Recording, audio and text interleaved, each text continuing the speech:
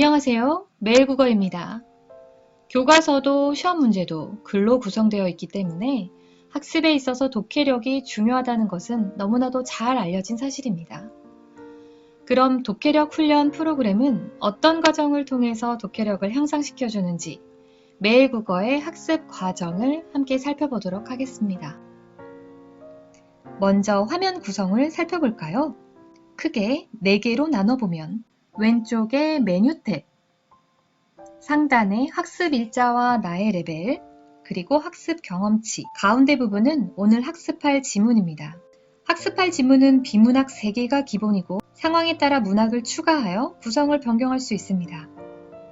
그리고 아래쪽에 단어 공부를 할 수 있는 어휘력 센터와 긴 글을 읽기 어려워하는 친구들을 위해서 학습할 수 있는 기초학습 센터가 있습니다. 자, 그럼 첫 단계인 읽어보기부터 시작해 보겠습니다. 읽어보기는 모르는 내용의 글을 처음 읽었을 때 글의 주제와 내용을 어느 정도 파악하고 있는지 알아보는 중요한 과정입니다. 글의 정보에 집중하면서 꼼꼼히 읽어보세요.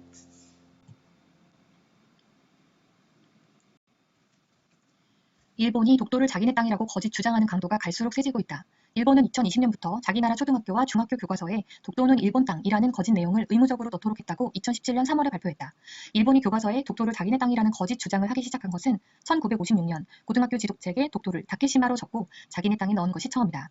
그 뒤 독도를 일본 땅으로 적은 교과서가 많이 나왔지만 이러한 내용을 법적으로 넣어 가르치도록 한 것은 이번이 처음이다. 일본이 이처럼 독도를 빼앗으려는 까닭은 그만큼 독도의 가치가 크기 때문이다. 독도 주변에는 물고기 등 수산 자원이 풍부하다. 그리고 바다 밑에는 천연 자원인 메탄과 물이 높은 압력을 받아 만들어진 얼음 형태의 가스 하이드레이트가 엄청나게 많다. 원유가 매장되어 있을 가능성도 있다.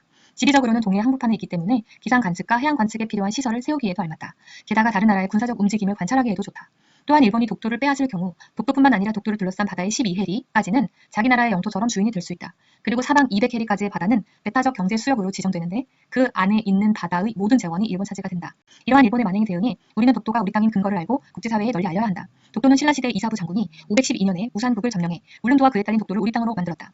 조선시대에는 세종 때부터 독도를 관리했다. 그러다 1696년 부산의 여부 안용목이 일본에 가서 울릉도와 독도가 우리 땅임을 확인해주는 일본 정부의 공식 문서를 받아왔다. 독도 주변에서 일본 어부들이 몰래 고기를 잡는 것에 항해하려고 건너가 얻은 수학이었다. 우리나라가 독도를 실제로 지배하는 데 가장 큰 역할을 한 것은 홍순칠이었다. 울릉도에서 살던 그는 경찰서 마당에 독도를 다케시마로 쓴 팻말을 발견하고 화가 나서 독도를 지키기로 했습니다. 사람들을 모아 수비대를 만든 뒤 1956년 6월부터 3년 8개월 동안 국가의 도움 없이 독도에 침입한 일본인들과 일본 경찰에 맞서 독도를 지켰다. 자, 그럼 이제 퀴즈를 통해 글의 내용을 점검해 볼까요?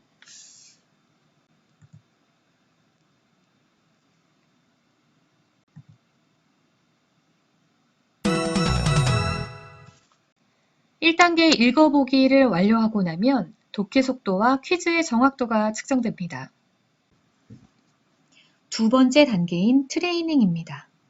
트레이닝, 훈련이라는 뜻처럼 중심 문장과 핵심어를 찾는 훈련을 통해 효과적으로 글의 흐름과 내용을 기억하는 능력을 향상시키는 과정이에요. 이 훈련을 통해서 1단계 읽어보기의 정확도가 점차 향상되고 점점 처음 보는 글도 술술 읽혀지고 내용도 정확히 기억할 수 있게 될 거예요.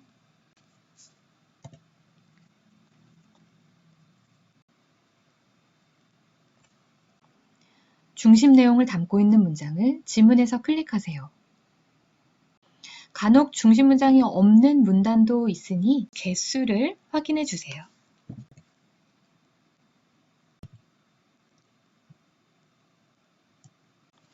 이번에는 핵심어 찾기입니다.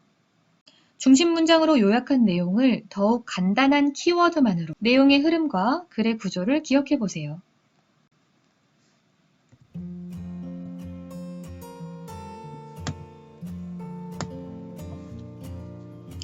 트레이닝 단계의 마지막 어휘사고력 확장하기입니다. 앞에 정리한 중심 문장과 핵심어로 글 전체 내용을 머릿속에 다시 한번 정리하세요. 이 훈련은 키워드를 통해 글의 전체 구조를 기억하는 능력을 향상시키고 실전 문제를 푸는 데 걸리는 시간을 단축해 줍니다.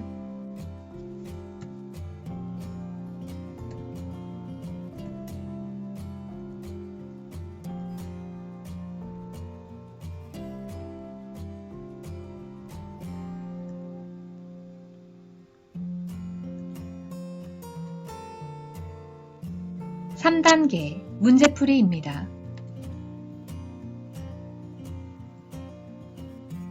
틀린 문제는 해설과 지문을 확인하고 질문이 있을 때에는 아래쪽에 질문하기 버튼을 눌러 내용을 입력하면 매일국어 선생님께서 답변을 달아주실 거예요.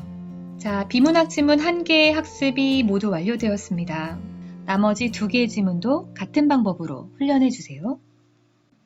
오늘 배운 매일국어로 공부하는 방법 정리해 볼까요?